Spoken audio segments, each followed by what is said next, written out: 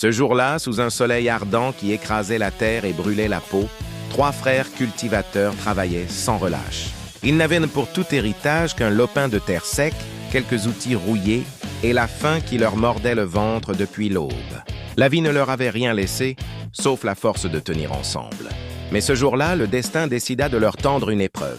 En retournant la terre, l'un d'eux sentit sa houe taper contre quelque chose de dur. Ils creusèrent à 3 et leurs yeux s'écarquillèrent devant un sac gonflé, lourd, rempli à ras-bord d'argent. Une fortune, de quoi changer leur vie à jamais.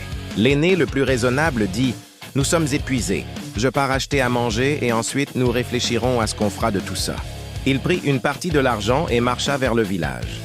Derrière lui, les 2 cadets le regardaient en s'éloigner. Et la jalousie, lente et sourde, s'infiltra dans leur cœur fatigué. « Frère, si on le tue, cette fortune sera à nous 2. Pourquoi partager ?» L'autre hocha la tête, le regard déjà sombre. La faim, la misère et la tentation avaient étouffé le peu de lumière qui restait en eux. Mais pendant qu'il tramait, l'aîné, lui aussi, laissait germer un poison dans son esprit. Pourquoi partager cette richesse? Se dit-il en achetant la nourriture. Alors il fit ce que son cœur n'aurait jamais dû accepter. Il mélangea du poison dans les repas. Il pensait à la gloire, à la richesse, à une vie enfin douce. Il pensait qu'il pouvait tromper le destin. Quand il revint, les 2 frères coururent vers lui, feignant la joie. À peine avait-il posé les sacs de nourriture qu'ils se jetèrent sur lui et le tuèrent, comme ils l'avaient prévu. Soufflant, tremblant, ils s'assirent à l'ombre et ouvrirent les plats.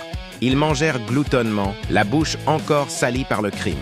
Quelques instants plus tard, leurs corps se crispèrent, leurs souffles se brisèrent. Le poison fit son œuvre. Et sur ce champ brûlé par le soleil, les 3 frères moururent, chacun victime de sa propre trahison. Le sac d'argent resta là, intact, silencieux, témoin amer de la folie humaine. La richesse n'a jamais détruit personne. C'est la manière dont le cœur, la désir qui tue. L'avidité transforme les frères en ennemis, la faim en cruauté et le destin en bourreau. Préserve ton âme de la jalousie et de la trahison, car ce que tu cherches à voler peut devenir le piège qui te prend la vie.